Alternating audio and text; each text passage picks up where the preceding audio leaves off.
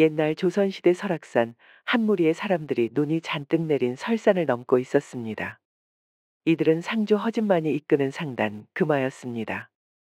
상조 나으리, 이거 너무 무리하는 거 아니오? 아니 말로 이런 날씨면 눈토끼들도 굴 속에 숨어 있겠소. 강릉에 있는 변씨와의 계약에 맞추려면 빠듯하네. 그러니 좀 힘들더라도 참아주게. 거참 우리 같은 사내들이야 어찌하겠다만 유진아 씨는 이러다가 큰병 나겠소. 어쩌겠나. 보따리 장수 딸내미로 태어난 것을 탓해야지. 그런데 전날 눈이 너무 많이 내린 탓일까요? 새롭게 쌓인 눈이 흘러내리면서 그만 눈사태가 나고 말았습니다. 상단 사람들은 각자 벽과 바위 뒤에 몸을 숨겼지만 눈이 너무나도 많이 쏟아지는 바람에 꼼짝없이 파묻히고 말았습니다. 개 중에는 그만 눈더미에 쓸려서 천길랑 떨어지로 추락해버린 사람도 있었습니다. 손이 남는 사람들은 다른 이들을 도와주게. 아이고야, 이게 뭔 눈벼락이냐. 사람 살려. 상조허 씨는 눈을 헤집으며 다른 사람들을 끄집어냈습니다. 빠져나온 사람들도 다른 이들을 구하기 위해 눈을 파헤쳤지만 두 다리는 푹푹 빠지지 손발은 추위로 떨어져 나갈 것처럼 시렸지 아주 죽을 맛이었지요.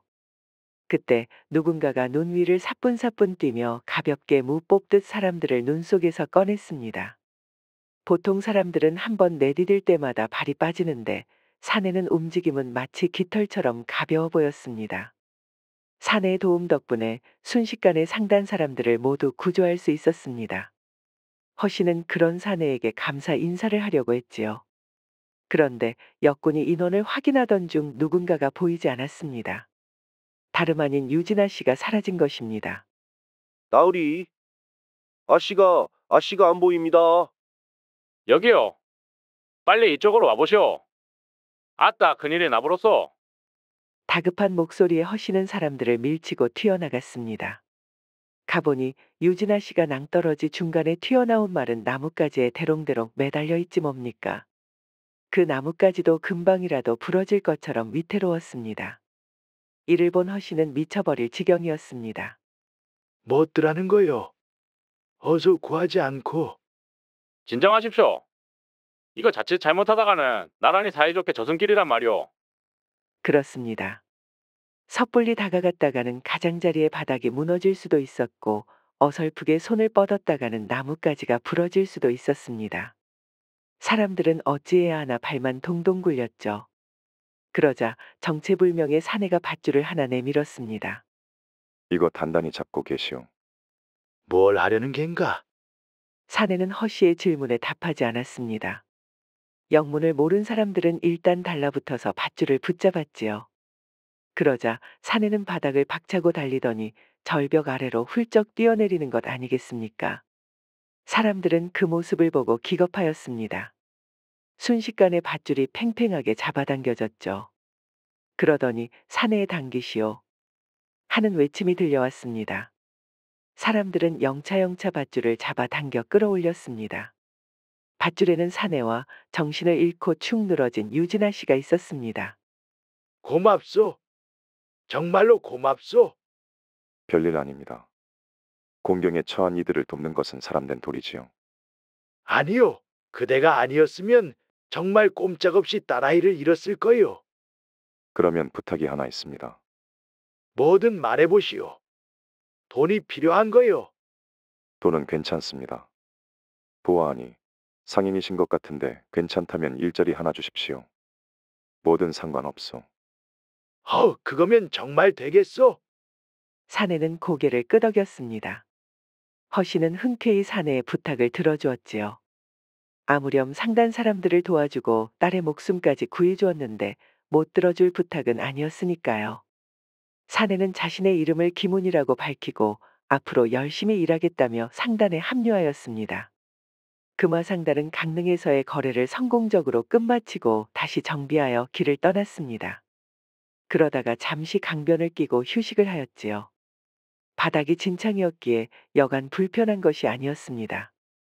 그래도 순조롭게 강릉 거래를 끝난 덕에 분위기는 한결 가벼웠지요. 저 새로운 양반은 어째 여태까지 한마디도 안 할까? 저거 벙어리 아니오.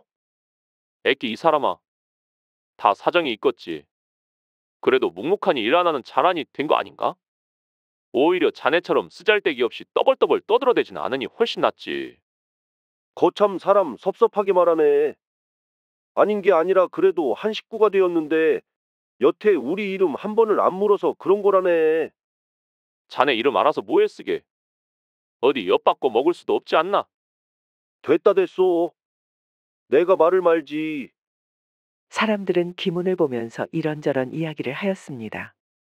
김훈은 여전히 정체불명의 사내였거든요. 허나 김훈은 말없이 짐과 수레를 점검하였습니다. 그 모습을 본 허씨가 다가왔지요. 이보게 김씨, 자네도 숨 좀 돌리게나. 다들 쉬고 있지 않나? 가서 어울리며 말이라도 나눠보는 건 어떤가? 아닙니다. 괜히 불편하게만 만들겠지요. 김훈은 그러면서 하던 일을 마저 했습니다. 허씨는 그런 김훈의 듬직한 등을 바라보았습니다. 차갑고 과묵했으나 어딘가 싫지만은 않았습니다. 그러던 어느 날이었습니다. 이번에는 경기도의 한 고을의 곽대감이라는 자에게 담배잎을 납품하는 거래를 하게 되었습니다. 헌데 허씨의 딸 유진아 씨는 영 불안했답니다. 곽대감이라는 자의 평판이 썩 좋지 않았기 때문입니다. 아버님, 이번 곽대감이라는 자는 고을에서 못돼 먹기로 소문이 자자해요. 양반이라는 자가 고리대금업으로 서민들을 수탈하고 건달패들을 시켜서 협박까지도 하더라고요. 되도록이면 이번 거래는 관두는 것이 어떨까요? 우리가 거래를 고를 형편이더냐? 못 배운 놈들 소문은 신경 쓰지 말거라. 아무래도 한 지방의 향리직을 하다 보면 이런저런 말이 나올 수도 있는 게지. 알겠어요. 그래도 조심하셔요. 유진아 씨는 불안했지만 아버지의 말도 맞았기에 더 이상 반대하지 못하였습니다. 그렇게 금화상다는 전라도로 넘어가 고품질의 향토품 담배잎을 입수하여 다시 돌아왔습니다. 아주 질 좋은 담뱃잎을 찾았기에 허씨도 자신만만했지요. 멈추시오. 대감 나으리께서 상조 허진마니만 출입을 하셨소. 이 큰 것을 어찌 제가 홀로 짊어지고 들어가라는 말이요? 대감 나으리께서 명하셨으니 그리하시오. 아니면 돌아가시던가. 아니, 이게 무슨... 허씨는 답답한 한숨을 내쉬었습니다. 그런데 갑자기 김훈이 그 커다란 괴짝을 번쩍 들어서 등에 짊어지지 뭡니까? 상주 나으리가 무릎이 불편하시오. 괴짝은 내가 대신 옮기겠소. 김훈이 그리 말하며 머슴들을 노려보았습니다. 그 기세가 영 심상치 않았기에 무지랭이 머슴들도 흠칫하며 서로 곁눈질하였습니다. 알겠수다. 그러면 역군 한 명만 대동하여 들어오시오. 마지못해 머슴이 문을 열자 허씨와 김훈은 곽대감댁 안으로 들어갈 수 있었습니다. 곽대감댁의 안채는 화려하고 넓었습니다. 머슴들의 안내를 받아 김훈과 허씨는 넓은 안뜰을 통과하여 대청마루에 앉은 곽대감을 마주하게 되었습니다. 곽대감은 마루에 앉아 거만하게 허씨와 김훈을 내려다보았지요. 이제야 왔구만. 내 기다리다 목이 빠지는 줄 알았소. 요청하셨던 물건을 가져왔사옵니다. 전라도 나주 평야에서 거둔 햇잎을 저온에서 서서히 건조하여 은은한 향과 깊은 맛을 품은 잎사귀입니다. 특히 잎맥이 얇고 고르며 잡향이 없어 연기가 부드럽기로 유명하지요. 품질은 당연 최상품입니다. 곽대감은 머슴들에게 담뱃잎을 확인하라는 듯 턱짓을 하였습니다. 머슴들은 괴짝을 열어 담뱃잎을 한 주먹 쥐어서 곽대감에게 내밀었습니다. 그러자 곽대감은 콧방귀를 뀌며 인상을 찌푸렸습니다. 실망이로구만. 내 금화상단의 평판을 너무 믿었나 보이. 그게 무슨 말씀이십니까, 나으리? 이거 영색이 흐리지 않소. 약간 눅눅한 것도 같고 이런 걸 지금 나보고 최상품이라고 사기를 치는 거요. 내 눈이 장님이요. 나으리, 이 담배는 단연코 최고 품질의 물건이옵니다. 그 말대로였습니다. 허씨는 분명 몇 번이고 담배잎의 품질을 확인하였습니다. 뿐만 아니라 옮길 때도 괴짝 내부에 삼배를 덧대고 잎사귀가 눌리거나 상하지 않도록 개별 포장하였지요. 지금 곽대감은 순전히 트집을 잡는 것이 분명했습니다. 곽대감은 비열한 웃음을 흘리며 허씨를 노려보았습니다. 이보시오, 허짓만이. 내가 지금 거짓말을 하고 있다는 거요. 나 곽대감이 말이오. 하오나, 됐소. 여튼 이 담뱃잎은 내 기대에 못 미치는군. 대금은 못 주겠구려. 그 담배잎은 두고 그만 물러가 보시오. 내 그래도 금화상단에 대한 악평은 퍼뜨리지 않겠소. 그게 무슨 말씀이십니까? 물건을 준비하면서 들어간 비용이 얼마인데 이러시면 곤란합니다. 그거야 자네 사정이지. 뭐 그러면 어쩔 테요. 관아이라도 달려가겠소. 곽대감은 의기양양하게 말하였습니다. 이미 이 고을의 관아는 모두 곽대감에게 매수되어 한패나 다름없었습니다. 허씨가 가서 고발해봐야 들은 척도 하지 않겠지요. 허나 허씨도 이대로 물러날 수 없었습니다. 가기는 제가 어딜 갑니까? 나으리께서 대금을 주시기 전까지 이 자리에서 한 발자국도 움직이지 않겠습니다. 한 발자국도 좋소. 제발 나가게 해달라고 빌게 만들어주지. 여봐라. 곽대감의 외침에 건달패들이 우르르 몰려 나왔습니다. 곽대감이 돈을 주고 부리는 주먹패였지요. 이들은 각자 큼지막한 몽둥이를 하나씩 들고 있었습니다. 어이, 말귀 좀 알아듣게 고분고분하지? 괜히 멀쩡한 몸뚱이 상하게 말고 이쯤에서 돌아가는 게 어때? 건달패들은 몽둥이를 손바닥으로 탁탁 두들기며 허씨에게 협박하였습니다. 그래도 움직일 생각을 하지 않자 건달 하나가 웃음기를 지우더니 몽둥이를 높게 들어 올렸습니다. 그 순간 기문이 벌떡 일어나 건달이 휘두르려는 몽둥이를 한 손으로 턱 붙잡았습니다. 그만두시오. 상주 나으리를 건드리면 크게 후회하게 될 거요. 이놈 자식이? 이거 놓거라. 건달은 기문의 소나기에 잡힌 몽둥이를 빼내기 위해 안간힘을 썼습니다. 그래도 꿈쩍도 안 하는 겁니다.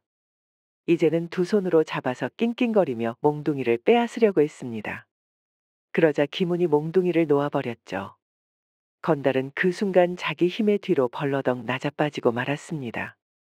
기문은 서늘한 눈빛으로 곽대감을 노려보았습니다. 꼭 이렇게까지 해야겠소. 고얀 놈. 뭣들 하느냐. 곤죽을 만들어 놓거라. 곽대감의 불호령에 건달들이 한꺼번에 달려들었습니다. 몽둥이질이 사방에 날라들었지요.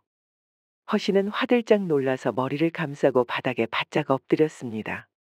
기문은 가만히 있지 않았습니다. 기문은 곧바로 몽둥이를 휘두르는 건달의 얼굴에 묵직한 주먹을 날렸습니다.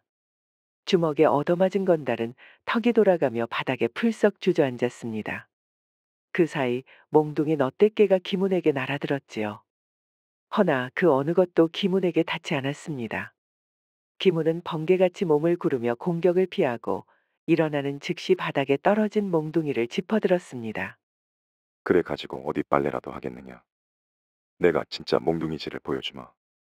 건달패들은 핏발선 눈으로 기문에게 달려들었습니다. 수는 약 10명에 달하였지요. 허나 기문은 주눅든 내색 없이 건달들과 맞섰습니다. 그리고 기문의 매서운 몽둥이질이 시작되었지요. 기문은 건달패들의 목덜미, 허리, 무릎 뒤 등을 가차없이 후드려 갈겼습니다. 기문의 몽둥이질에 건달들은 곡소리를 내며 바닥에 나뒹굴었지요. 간혹 다시 일어나서 다시 달려드는 건달이 있었지만 또 두들겨 맞고는 거품을 물고 기절해버렸습니다. 이를 지켜보던 곽대감은 얼굴이 하얗게 질려버렸습니다. 쓸데없는 소란 만들지 맙시다. 대금만 치르면 얌전히 물러가겠소. 아, 알겠소. 50냥이었더랬지. 50냥. 그것은 애초에 이 사다를 내기 전에 거래액이었더랬지. 70냥은 내놓으셔야겠소. 우리 상주 나으리가 좀 다쳤으니 약값은 해야 되지 않겠소. 알겠소. 알겠으니 진정하시오. 곽대감은 그러자 하인을 시켜다가 기문에게 돈을 주었습니다. 그렇게 허씨는 돈을 받고 기문과 함께 대감댁을 떠났지요. 고맙네, 김씨. 덕분에 살았네. 그런데 돈을 더 뜯어낸 것은 좀 위험하지 않았나? 아닙니다, 나으리. 상단이 한번 얕보이면 다른 이들도 우습게 보고 거듭 약속을 어기려고 할 것이옵니다.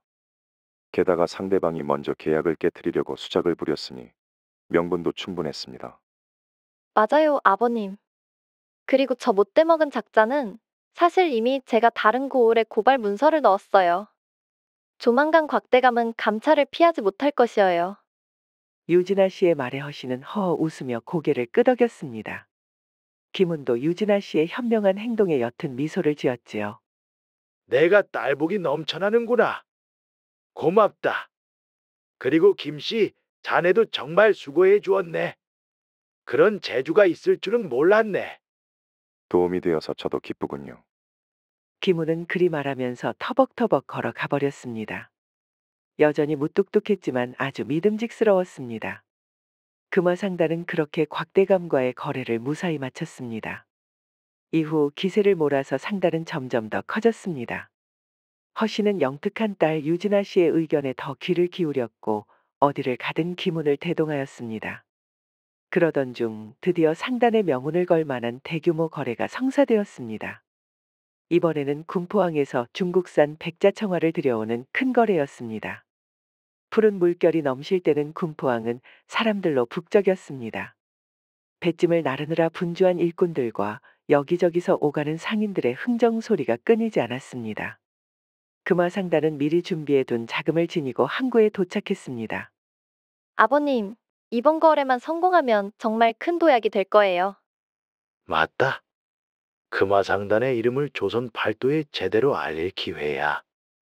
그러니 모두들 한시도 긴장을 늦춰선 안 된다. 이번 거래는 평소보다 규모가 컸기에 위험 요소도 많았습니다. 실제로 여러 상단이 경쟁하던 물품이라 각종 사기꾼과 도적들도 기승을 부리는 상황이었지요. 허진만은 중국 상인과의 약속 시간에 맞춰 항구의 한 창고로 들어갔습니다. 백자청화를 확인하는 동안 김우는 창고 주변을 서성이며 상황을 예의주시했습니다. 그러다 이질적인 기척을 느꼈습니다.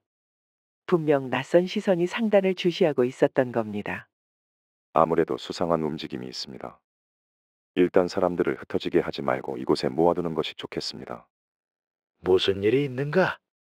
확실하진 않지만 누군가 상단을 주시하고 있습니다. 혹여 이번 거래를 방해하려는 무리가 있을지 모릅니다. 허씨는 긴장한 얼굴로 고개를 끄덕였습니다. 김운의 직감은 이미 여러 번 상단을 위기에서 구해냈기에 그의 경고를 가볍게 넘길 수는 없었지요. 다행히도 김운이 지적했던 수상한 자들은 별다른 행동을 보이지 않았습니다. 그래서 무사히 거래를 성사시킬 수 있었습니다. 그날 밤 허진만은 거래 성사를 축하하기 위해 상단원들과 작게 잔치를 벌였습니다. 상단원들은 술을 진탕 마시고 고기를 뜯으며 웃고 떠들었지요. 하지만 김우는 조용히 자리를 떠 항구의 한적한 붓두막에 걸터 앉았습니다. 달빛이 무리를 은빛으로 물들이는 고요한 밤이었습니다. 김우는 홀로 앉아 달을 바라보며 생각에 잠겼습니다. 그러다 보니 자기도 모르게 시조가 흘러나왔습니다. 맑은 달빛, 수면 위 비치니 고요한 물결 속삭이며 흐르네. 떠나온 길은 멀고도 험하건만 마음은 바람 따라 저 바닷물에 실리는구나. 김우는 조용히 시조를 읊고는 낮게 한숨을 쉬었습니다.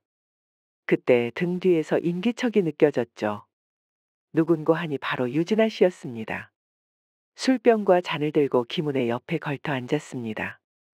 퍽 멋들어진 시조네요. 헌데, 왜 혼자 이렇게 나와 계세요? 시끄러운 건 영 체질에 맞지 않아서 말입니다. 그렇네요. 저도 그래요. 그러니 여기서 저랑 술 한잔해요. 유진아 씨는 미소 짓고는 술잔을 김운에게 내밀었습니다.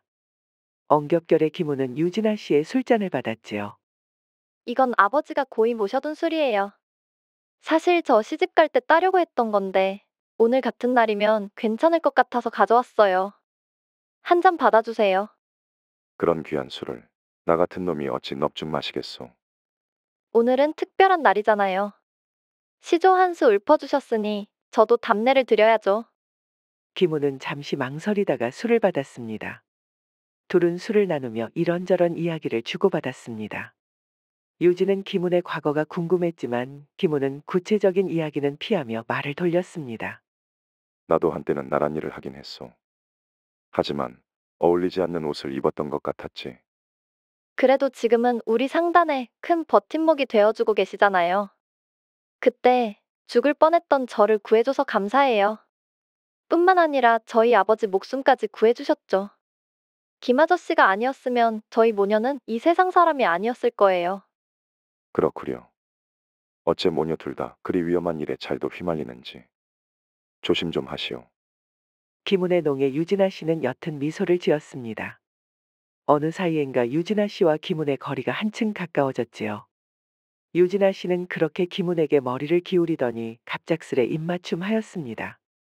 김운은 순간 무슨 일이 벌어졌는지 두 눈을 꿈뻑꿈뻑 떴습니다. 그러니 앞으로도 잘 부탁해요. 바닷바람이 제법 쌀쌀하니 너무 오래 계시지는 마시고요.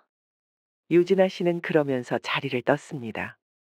김우는 유진아 씨가 떠난 후에도 한동안 자리를 지키고 있었습니다. 바닷바람이 불어오며 몸을 서늘하게 식혔지만 마음은 여전히 묘한 여운에 젖어 있었지요. 이윽고 김우는 서서히 몸을 일으켜 숙소로 발걸음을 옮겼습니다. 김운의 방은 짙은 어둠에 잠겨 있었고 고요했지요. 헌데 김우는 어딘가 이상한 낌새를 느꼈습니다.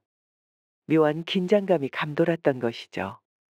순간 김우는 상에 올려진 젓가락 하나를 집어들어서 벽 쪽으로 냅다 던졌습니다. 젓가락은 암기처럼 바람을 가르고 벽에 푹 하고 깊숙이 박혔습니다. 그리고 보니 박힌 젓가락 바로 옆에 웬 사람이 서 있지 뭡니까? 실력이 녹슬지 않았구나, 김은. 벽에 서 있던 이는 검은 흑의를 두른 한 사내였습니다. 얼굴에도 검은 복면을 두르고 있었습니다.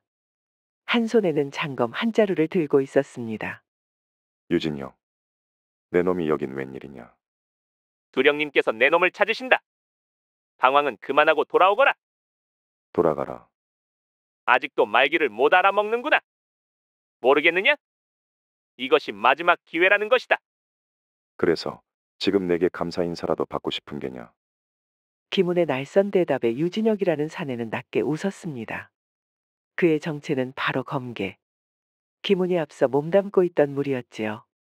검계는 조선시대에 조직된 비밀 결사 또는 비밀 무장 집단으로 조정의 명을 받아 움직이는 무시무시한 칼잡이들이었습니다. 배신자 주제에 아주 당당하구나. 배신자라니 배신한 쪽은 너희들이 아니더냐. 검계가 지키기로 했던 정의와 대의는 다 어디로 갔느냐. 그저 타락하여 피해 굶주린 낙당이 되었을 뿐이다. 타락? 대의를 저버린 것은 내 놈이다. 하늘 같은 스승님을 저버리고 동료들을 버린 내 놈 말이다. 그렇다. 등졌지. 강자에게 빌부터 약자들을 수탈하고 괴롭히는 그 막대먹은 검계를 말이다. 더는 길게 말하지 않겠다.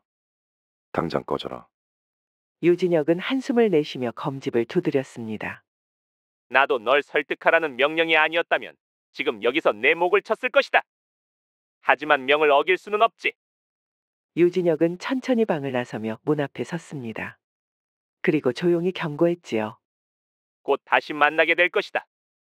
허나 그때는 이런 대화는 없을 게다. 김우는 그가 사라진 뒤에도 창가에 서서 바깥을 응시했습니다. 검계가 움직이기 시작했다는 사실이 머릿속에서 떠나지 않았지요. 금화상단은 군포항에서 중국산 백자청자를 실은 채 길을 떠났습니다. 목적지는 좌상대감 김세에게 있는 한양이었지요. 첫날 해가 저물기 시작했고 상단원들은 야영을 준비했습니다. 길이 너무 험하니 여기서 하루 묵고 내일 새벽 일찍 떠나는 것이 좋을 것 같네. 모두들 짐을 단단히 묻고 불침번을 서도록 하게. 상단원들은 분주히 움직이며 장작을 모으고 간단한 식사를 준비했습니다. 그러나 김우는 초조한 얼굴로 주변을 두리번거렸습니다. 전날 밤 검계의 유진혁과 만난 뒤로 마음이 편치 않았기 때문이죠. 너무 조용하다. 김우는 무언가 잘못되었다는 느낌을 지울 수 없었습니다. 그 순간 숲속에서 미세한 바스락거림이 들려왔습니다. 그리고 불침번을 서던 상단원이 바람 빠지는 소리를 내며 숲속으로 끌려 들어갔습니다. 한 명뿐만이 아니었습니다. 다른 상단원도 영문도 모르고 어둠 속으로 사라져버렸죠. 이를 눈치챈 것은 김운뿐이었습니다. 김운은 자리에서 벌떡 일어났습니다. 김운이 재빨리 기습을 눈치채고 알렸지만 이미 상단원들은 속수무책으로 공격을 당했습니다. 그렇습니다. 유진혁이 앞서 경고했던 대로 검개들이 금화 상단을 공격한 것입니다. 사람 살려. 상단 사람들은 전투에 익숙치 않은 이들이었습니다. 그렇기에 검개들의 기습에 전혀 대처하지 못했지요. 검개들도 저항할 틈을 주지 않았습니다. 정체를 들키자 일제히 어둠 속에서 그림자처럼 튀어나와서 검을 휘둘렀습니다. 금화상단원들은 검개에게 속수무책으로 죽임을 당해야 했습니다. 김훈도 필사적으로 검개를 상대했으나 이들은 평범한 건달패들과는 격이 다른 자들이었습니다. 더군다나 맨손의 김훈으로서는 방법이 없었지요. 김훈은 일단 상주와 유진아 씨를 먼저 떠올렸습니다. 이들을 구해야 했지요. 김훈은 난리통 속에서 몸을 낮게 숙이고 유진아 씨를 찾았습니다. 그러나 피를 흘리고 바닥에 쓰러진 허씨를 먼저 발견했지요. 김훈은 서둘러 허씨를 부축했습니다. 이 상황에서 유진아 씨를 찾다가는 허씨가 숨을 거둘 수 있었습니다. 일단 김훈은 허씨를 데리고 황급히 자리에서 빠져나왔습니다. 상주 나으리, 정신을 차리십시오. 김씨인가? 큰일이네. 딸아이가 잡혔네. 김훈은 허씨의 질문에 쉽사리 답할 수 없었습니다. 허씨의 상처가 너무 컸고 피가 계속해서 나왔기 때문입니다. 김훈은 출혈을 막기 위해서 상처를 꼭 눌렀지만 소용없었습니다. 이보게 듣게. 놈들은 우리 상단을 공격한 것이 다 이유가 있네. 그게 무슨 말씀이십니까? 허씨는 헐떡이면서 말을 이었습니다. 이번 백자청화 거래를 준비하던 중 정체불명의 패거리들이 접근해 금화상단에 자신들을 몰래 끼워 좌상대감 김세익의 집에 잠입할 수 있도록 해달라고 제안했다는 것이었습니다. 이들은 대가로 거액을 약속했지만 허씨는 상단의 명예를 지키기 위해 단호히 거절했던 것이죠. 분명 그것에 앙심을 품은 것이 분명하네. 허나 그 탓에 모든 상단원들을 죽이진 않았을 걸세. 특히 내 딸아이는 상거래에 나만큼 화나니 죽이지 않았겠지. 허씨는 쿨럭쿨럭 피를 토하며 말을 멈췄습니다. 그의 눈동자가 흐려지고 있었습니다. 이보게 김씨. 부탁일세. 딸아이를 구해주게. 딸아이를, 유진이를. 나으리, 안 됩니다. 허씨는 그 말을 끝으로 숨을 거두고 말았습니다. 두 눈은 부릅뜬 채 말이죠. 김훈은 그런 허씨의 두 눈을 감겨주었습니다. 김훈은 차가운 주검이 된 허씨를 양지 바른 곳에 묻었습니다. 그리고 허씨가 부탁한 마지막 유언을 떠올렸죠. 이제 더 이상 자신의 과거로부터 도망가는 것은 불가능했습니다. 김씨는 금화상단이 습격당했던 장소로 향했습니다. 놀랍게도 흔적은 눈을 씻고 찾아봐도 보이지 않았습니다. 검개들답게 모든 것을 깔끔히 정리하여 그대로 좌상대감의 집으로 떠난 것이 분명했습니다. 바로 한양으로 말이죠. 김훈은 복수로 이글거리는 두 눈을 부릅떴습니다. 그리고 곧바로 한양길에 올랐습니다. 금화상단으로 위장한 검개들의 움직임은 소름 끼치도록 빨랐고 흔적이 없었습니다. 허나 김훈은 한때 검개의 제일검이었던 자. 그 또한 쉬지 않고 뒤를 쫓았지요. 김훈은 한양에 오르자마자 저잣거리에 들었습니다. 그리고 한 오래되고 낡은 전당포를 찾았지요. 전당포에는 퉁퉁한 사내가 자리에 앉아 있었습니다. 어서 오시오. 뭐 맡길 물건이라도 있어이까? 철민이, 날새. 김은. 그래, 자네구만. 못 본 사이에 어째 인상이 더 험악해졌어. 내 물건을 찾으러 왔네. 뭐야? 그쪽에서는 은퇴한 것 아니었나? 박철민은 잠시 입을 꼭 다문 김훈을 바라보다가 이내 깊은 한숨을 내쉬며 자리에서 일어났습니다. 그는 뒷방으로 사라졌다가 낡은 상자를 들고 나왔습니다. 상자는 세월의 흔적이 역력했지만 내부는 잘 보존된 듯 조심스럽게 다루어지고 있었습니다. 기름칠 해두고 날은 세워뒀네. 어째서인지 모르겠지만 자네가 다시 찾아올 것 같았거든. 김훈은 상자를 열었습니다. 안에는 묵직한 검 한 자루가 담겨 있었습니다. 손잡이에는 세월의 흔적이 남아 있었지만 칼날은 여전히 빛을 잃지 않고 날카로웠습니다. 김우는 검을 천천히 들어올려 손바닥으로 칼등을 쓰다듬으며 깊은 숨을 내쉬었습니다. 나도 모르는 것을 자네는 알고 있었던 게로군. 빗자국이라는 것이 말이야. 쉽사리 지워지지 않는 법이거든. 헌데 당최 무슨 일이길래 이렇게까지 하는 게야? 검게 놈들이 좌상대감을 노리고 있네. 그놈들이 우리 상단을 습격해 많은 이를 죽였고 허상주의 딸을 인질로 잡아갔네. 그래서 자네가 그놈들을 막으려고. 막는 것뿐이 아니네. 놈들을 완전히 쓸어버려야겠네. 이번 일이 끝나면 정말 이 검을 다시 쥘 일은 없을 걸세. 박철민은 묵묵히 김훈을 바라보다가 고개를 끄덕였습니다. 좋아. 자네 말대로라면 이건 단순한 복수가 아니지. 자네가 필요한 도움이라면 말만 하게. 금이영의 움직임이 필요하네. 검계의 계획을 막으려면 그들의 지원이 반드시 있어야 하네. 금이영이라. 쉽지 않겠지만 내가 아는 경로를 통해 연결해 보겠네. 자네도 조심하게. 한번 칼을 쥐면 물러설 길은 없을 테니. 김훈은 검을 허리에 차며 고개를 끄덕였습니다. 고맙네, 철민. 이번에는 정말 마지막이 될 거야. 박철민은 씁쓸한 미소를 지으며 김훈을 배웅했습니다. 김훈은 전당포를 나와 결의에 찬 눈빛으로 한양의 북적이는 거리를 걸어갔습니다. 좌상대감의 저택이 있는 방향을 향해 그의 발걸음은 점점 빨라지고 있었습니다. 유진아 씨는 검계의 은신처에 잡혀왔습니다. 손발이 묶이고 입에 재갈이 물린 채 바닥에 무릎을 꿇고 있었지만 용케 침착함을 유지하였지요. 진혁은 그런 유진아 씨를 바라보며 비릿한 미소를 지었습니다. 얌전히 있거라. 얼굴도 반반하니 거사가 끝나면 목숨 정도는 살려줄지도 모르지 않느냐. 유진아 씨는 진혁의 차가운 목소리에 몸을 떨었지만 김훈을 떠올리며 마음을 다졌습니다.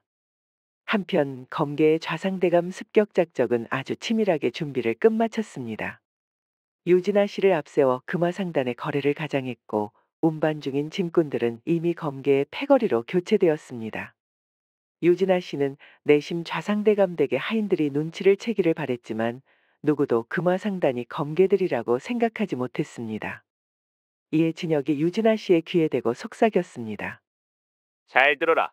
여기서 내가 이상한 짓이라도 한다면 너와 내 상단이 남긴 마지막 흔적은 우리가 모두 지워버릴 것이다. 유진아는 두려움에 떨며 침묵을 유지하는 수밖에 없었습니다. 이후 검계는 금화상단의 물건을 운반하는 척하며 좌상대감 댁의 대문 안으로 들어갔습니다. 검계는 짐을 대청 안으로 운반하며 자연스럽게 무기를 준비했습니다.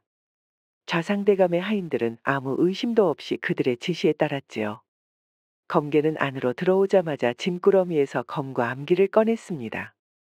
대감 나으리는 어디에 계신가? 이쪽으로 오십시오. 하인은 진혁을 안내하여 더욱 깊숙이 안으로 들어갔습니다. 헌데 무언가 이상했습니다. 진혁은 그러자 곧바로 검을 뽑아 본색을 드러냈습니다. 이놈! 지금 우리를 어디로 데려가는 게냐? 지옥이다. 익숙한 목소리였습니다. 그러고 미닫이 문을 열어 젖히며 김훈이 모습을 드러냈지요. 그렇습니다. 이미 김훈이 검계의 흉계를 좌상대감에게 미리 알리고 함정을 파놓았던 것이죠. 그 모습에 진혁은 얼굴을 일그러뜨렸습니다. 김은 내 이놈! 결국 내 놈이 발목을 잡는구나. 유진아 씨를 풀어주거라. 아주 의기양양하구나, 김은. 우리 뒤에 누가 있는지 알고나 있는 게냐? 그래, 좌상대감도 어찌하지 못할 정도로 거물이시겠지. 허나 이제 곧 여기에 금이영이 온다. 그러면 적어도 내 놈 목은 온전치 못할 것이지. 그러기 전에 내 놈 목이 먼저 떨어질 것이다. 진혁은 그리 말하면 순식간에 김훈에게 달려들어 검을 휘둘렀습니다. 광속과도 같은 참격이었습니다. 그러나 김훈은 검을 뽑아 진혁의 공격을 막아냈습니다. 검과 검이 맞부딪히자 쇠가 갈리는 소리가 울려 퍼졌습니다. 이윽고 검개들이 모두 검을 뽑아 달려들었습니다. 그러자 숨어있던 좌상대감 댁의 경비병들이 튀어나와 반격했지요. 순식간에 아수라장이 되어버렸습니다. 김훈과 유진혁은 세차게 검을 주고 받았습니다. 잘 되었구나. 여기서 내 놈을 베고 내가 검계 제일검이 되겠다. 어디 한번 발악해 보려무나. 진혁의 광포한 영격이 쏟아졌습니다. 김우는 진땀을 흘리며 힘겹게 공격을 막아냈습니다. 확실히 진혁의 검솜씨가 과거와 달리 몰라보게 발전하였습니다. 반면 김우는 오랫동안 검을 들지 않아 진혁의 공격을 모두 막아내기 벅찼지요. 진혁은 검끝을 살짝살짝 흔들며 마치 뱀대가리처럼 김운의 눈을 홀렸습니다. 준비 동작을 숨겼기에 언제 공격이 날아올지 예측이 거의 불가능했습니다. 그렇게 김운의 눈을 속이면 여지없이 급소를 노린 날카로운 찌르기가 날아들었습니다. 처음에는 그럭저럭 막아낼 수 있었지만 어느새 김운의 몸 여기저기에 상처가 나서 피가 흐르기 시작했습니다. 천하의 김운도 일이 물렁해졌구나. 진혁은 그런 김운을 비웃으며 다시 자세를 잡았습니다. 이번 일격으로 모든 것을 끝내버릴 심상이었습니다. 김운도 그런 진혁의 마음을 눈치채고 호흡을 가다듬었습니다. 여기서 김운이 쓰러지게 되면 모두 끝이었습니다. 좌상대감의 병사들은 검개들에게 상대가 되지 못하였기에 금희영이 오기 전에 모두 전멸해버리고 말 것입니다. 김운은 마음을 다졌습니다. 그리고 한순간 둘의 모습이 겹쳐졌습니다. 진혁의 검이 김운의 몸을 뚫었습니다. 진혁은 이를 드러내며 사납게 웃었습니다. 그러나 그 순간 김운의 검이 진혁의 목에 닿았습니다. 이놈 육참골단을. 자신의 검 실력을 너무 과신했구나. 내 놈에게 아직 제1검 차리는 이르다. 김운이 힘을 주자 진혁의 목이 땅에 떨어졌습니다. 결투에 승리한 것이죠. 허나 김운도 치명상을 입고 바닥에 쓰러졌습니다. 검이 배를 뚫은 아주 심각한 부상이었습니다. 김 아저씨, 유진아 씨가 그런 김운에게 다가와 부축했습니다. 찔린 검을 뽑았다가는 과다출혈로 바로 사망할 판이었죠. 유진아 씨는 눈물범벅이 되어 김운의 목소리를 부르짖었습니다. 그러고 김운은 정신을 잃었지요. 김운은 희미하게 눈을 떴습니다. 따스한 햇살이 방 안으로 스며들고 익숙한 목소리가 귀에 들려왔습니다.